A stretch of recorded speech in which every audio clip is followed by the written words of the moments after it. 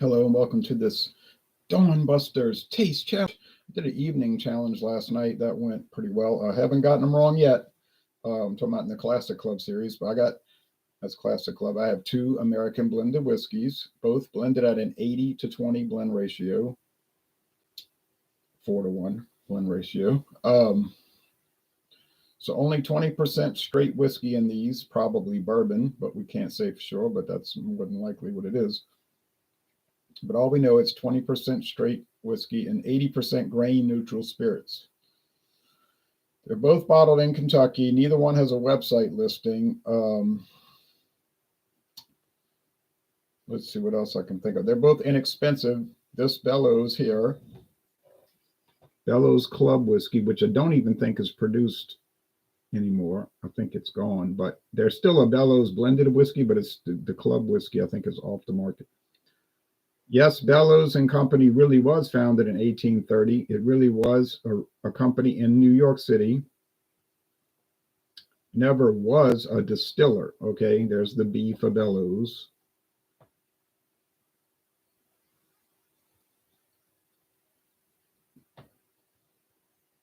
It never was a distiller. It was simply a brand holder. They had whiskey, gin, rum, brandy, vodka distilled for them and bottled for them. Sort of like Justerini and Brooks, if you ever heard of J&B. Justerini and Brooks is an office in England. I passed in front of it on St. James Street. I walked in front of it when I was in England last year, and unfortunately it was closed. I couldn't go in. It was after dark, so the place was closed for the evening. And then down the street, across the street on the corner was Berry Brothers and Rudd, another one of those brand holders. So J&B is like Bellows. They only have whiskey made for them. Okay, so J&B whiskey is not made by J&B. Justerini and Brooks is just made for them. Okay, but anyway, enough of that. This you could tell is the old style Jim Beam conical bottle. That's their kind of budget brand bottle that you'll see from the 90s. You'll see product. They don't use this bottle anymore, I don't believe. But back in the 90s, you would see like Old Crow in this, or what you call Old Granddad. They've updated their bottle. This is an old 90s one, 80s, 90s bottle. Aged 4 years. All right, now here is Classic Club. Don't know when it was introduced. Never could find out anything on Classic Club. I just know it's bottled in Kentucky. It's aged 3 years. And you don't need to bother looking for a website on it because there isn't any. I bought this bottle at Total Wine and More. It was $13.99. The price has jumped up to $15.99 over the last year. Sad to report. But I got mine at $13.99 now. Got it. Got in under the finish line for the price went up. Paid $8.99 for the Bellows liter bottle. $8.99 at international market. And you can see it's an old. You can see the label is deteriorated.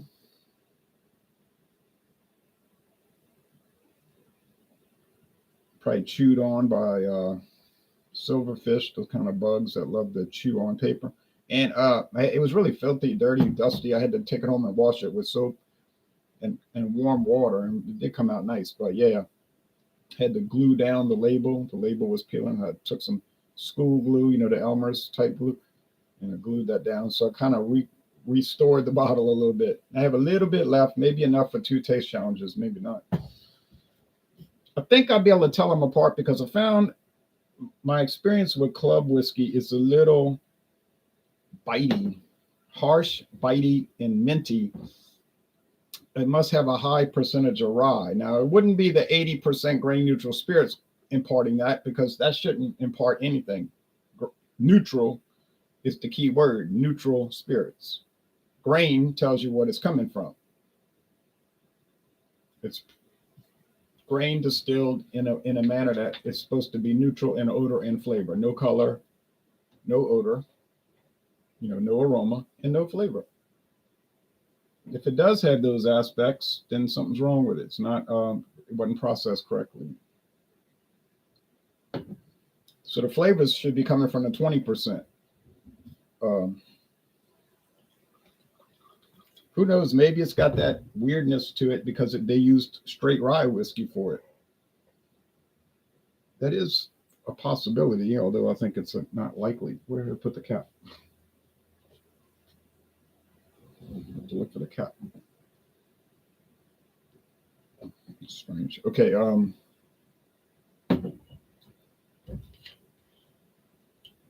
put it right here. It's black, so it was blending in with the black desktop, the leather desktop. It's a leather top, old office desk from like the 1930s. Okay, antique, 100 years old probably.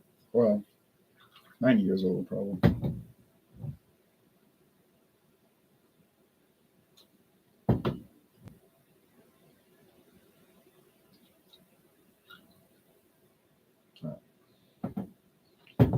Might be enough left for another taste challenge in a year or so.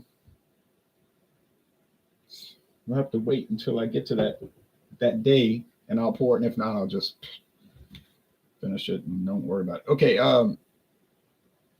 But it could be enough. I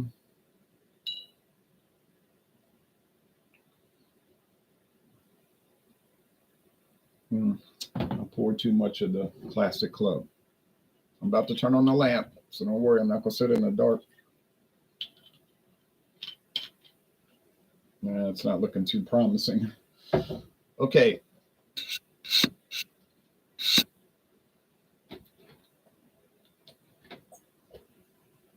It's cold outside today. This morning, this night. It's not even morning. It's not even dawn yet. It's morning technically on the clock. 37 degrees. Oh, ew. 1 mile per hour wind breeze. I have to bundle up to go walking that half mile. Yeah, the club whiskey looks a little lighter than the little bit more copper on the Classic Club and a little bit more amber, honey amber on the club whiskey. I did see a bottle of club whiskey at a Chinese restaurant. Didn't have much of the whiskey left in the bottle. I'll say, well, that's the kind of stuff people buy for their restaurants and bars. A inexpensive product like either one of these. I went to the New Orleans Pelicans game Friday night, and I was curious because they got bars all around in the stadium. Jameson Bar. And of course, they're going to only have Irish distillers products in there,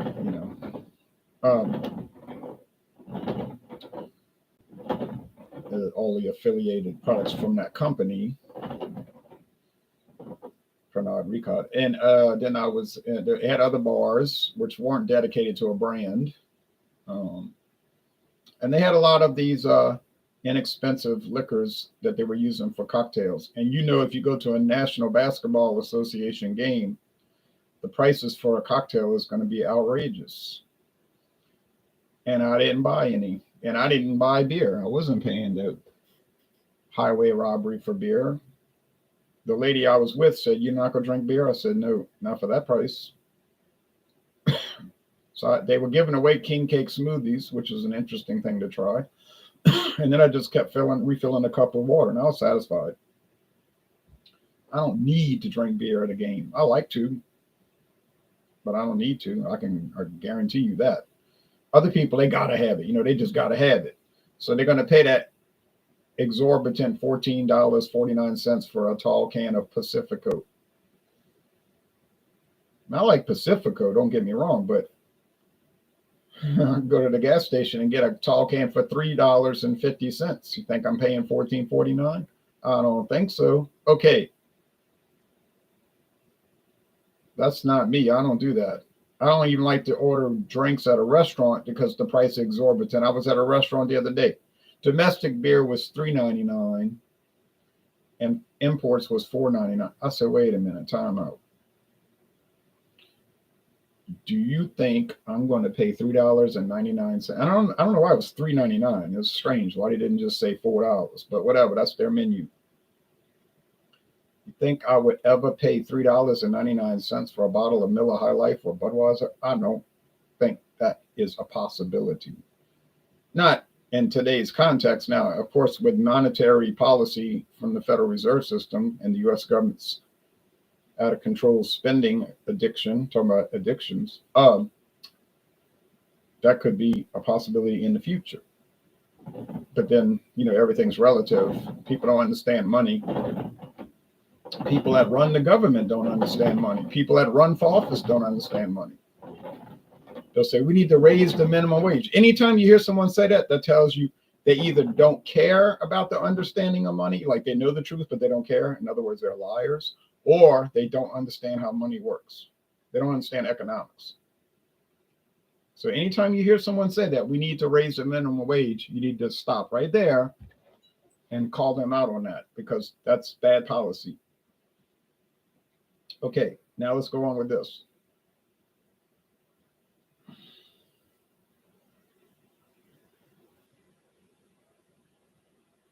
You just soon buy patent medicine. You remember in the old days, the patent medicine sellers?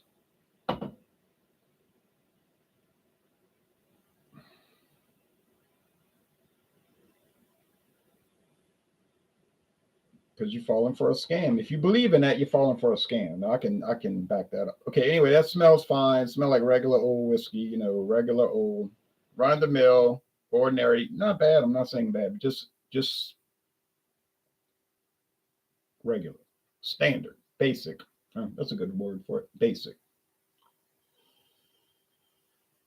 Yeah, same thing. Basic, but with a little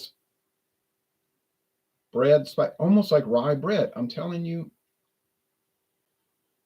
are they really using rye whiskey, straight rye, for this Bellows Club Whiskey, which probably hasn't been produced since 1999 or something? I don't know when it's. Who knows? It might still be on the market. I say I don't think it's on the market. I do see Bellows from time to time. Bellows blended whiskey, same yellow label, but it just say Bellows blended whiskey. It doesn't say Club Whiskey in red. I saw this at the Chinese restaurant, and I saw about 3 bottles on the shelf in international market. Okay. And I have never seen it anywhere else, ever, anywhere in my life, at any state, country, nowhere. That's a sign it's probably not made anymore. I don't know, but I mean, that's a pretty good indication. Cheers. Now for the tasting part of the show.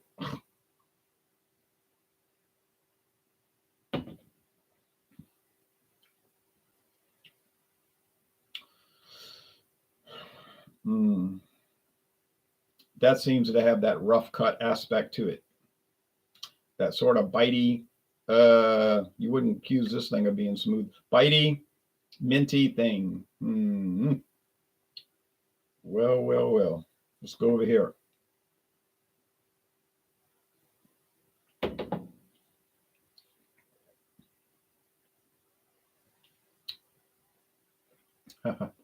This has much more of that. I mean, this one is really strong out the gate.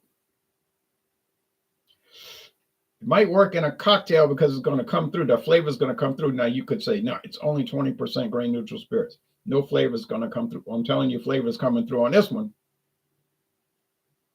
So they're using a very bold, straight whiskey for this one. Now, could both of these have flavoring added? They could, and they don't have to disclose it. But neither one of them say with natural flavors. And I don't know about Beam. I don't know how Beam does, if their policy is up on the up and up or not. I don't know.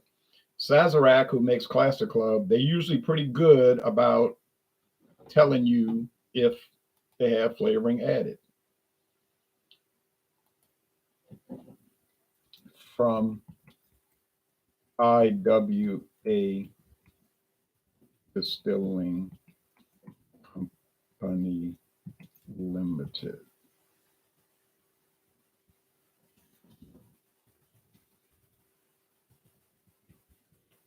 Now you might say, you just You just called it the Sazerac Company. Why you saying the bottle says from I.W.A. Distilling? It does say bottled in Kentucky by I.W.A. Distilling Company Limited. But if you look up who that is, then you'll know why I said that.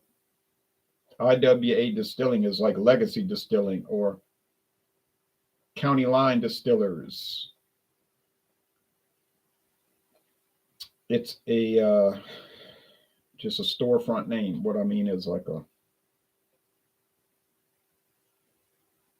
U.S. government calls it, an assumed name. It's not really the company.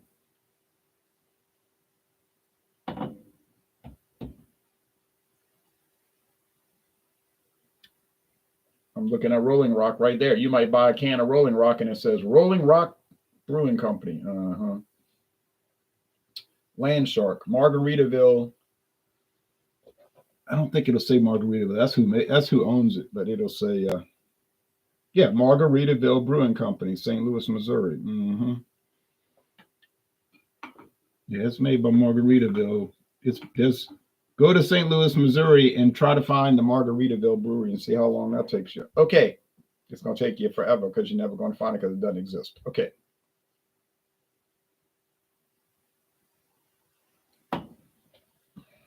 Easygoing, a little honeysuckle nectar, sweet corn, a little barrel action, oak barrel, a little sugar water kind of thing going on. It's very basic, mild, easygoing, mellow. It's pretty good. Actually, I'd score it a B. It's good. Classic Club. You say, is Classic Club good? I would say, yeah, it's good. It's good, but that's where you stop. It's good, but and then you don't go further because that's all. That's why I paid $13.99, and then now it's $15.99. But nothing fancy now. Oh wait, there's no now because is it as good as Seagram 7 Crown? I don't think so. We're gonna find out because that's coming into the Taste Challenge series in probably a week. Okay.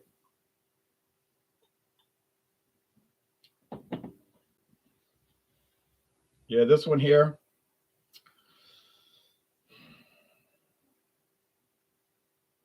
It's sort of good, like B minus 80. You can make the argument that it's good, but then you can make the argument that it's not good. It's on that the cusp of just average, a C, to good, barely good, a B minus. It's not bad. I would score it a D. If it was bad, if it was just straight up bad, if I said this is bad, man, this stuff is bad, I would give it a D. Have I reviewed products that were a D? Yeah, some. They were mostly beer. And those are memorable because they're so bad, you give it a D. I mean, you could drink it, but it's so unpleasant that you just, as soon as you're finished choking it down, you say, oh, I'd never buy that again. And I certainly wouldn't recommend it. And that's the way that is. I would never buy it again, and I would absolutely never recommend it. If it's a D, don't run across D's too much. What about a C? Well, it's okay. A C would be like, man, it's okay. It's not good. It's okay. Um, you wouldn't recommend it because it's not good. You wouldn't buy it again because it's not good. But you could drink it. It's like, yeah. I get some beers like that occasionally. They're out there. They're not common, but they're out there. It's like, what could I say good about this product? And you think about it for a while and you say nothing. I can't say anything good about it. There is nothing good about it. So you give it a C. These, I could make an argument. Now, this one especially, it's got some approachableness. Not a lot, but some. Is there a role for these kind of products to play? Yeah, there is. I'm not quite sure what that role is, but it is there. Okay. For me, it's the taste challenges. That's the role it plays. I buy it, give a review, then put it in a taste challenge, and I try to figure out, are they ever any different one from another? And the answer is yes, they are. If you think all these taste the same, I don't think you've tried them. And if you did, you didn't put any effort or take any time to try to figure out what the differences were. You just ran through it and put them all down, say, oh, that's all terrible, and I got no time for it. Fine. But You didn't take your time because they're not all the same. Okay.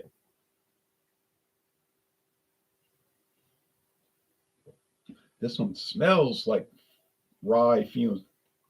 So I think I figured it out. I think they're using a high rye. It may not be straight rye whiskey, but it may be a percentage of that. What I mean is, it's got to be 20% straight whiskey. It didn't if you read the regulation, it doesn't say it has to be 20% all of the same straight whiskey. All right. It's just that 20% of what is in this volume has to be straight whiskey of whatever type. You say, yeah, but are they really taking the time to put in, partial, say like Jim Beam that didn't make the cut, and then there's 10% Jim Beam rye that didn't make the cut. They used to make something called Jim Beam rye. Now they call it Jim Beam Prohibition style rye. I think it's called something like that. It's a new one. I never tried the old. It's 90 proof. The old one was 80. So Yellow Label never got to get it. Never got to buy it. It might still be made, but off the. You know what I'm saying? It could be just not listed on their website and just be on the shelf. That is but you might only see it in Kentucky. You know what I mean? Could be one of those Kentucky only things. Yeah. I wasn't thinking about that. That could be the case, yeah. So this is a club whiskey. And it's going to have a C on it. And it does. C is a club or competitor. Give me a C, a bouncy C. Okay.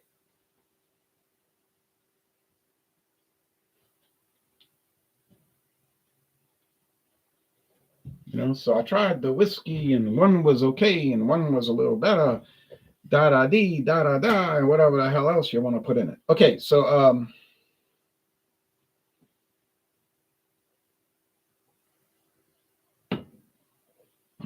so what's the moral of the story? The moral of the story is you could buy a bunch of cheap American blended whiskeys, and you may or may not be wasting your money depending on how you look at it, how you frame it.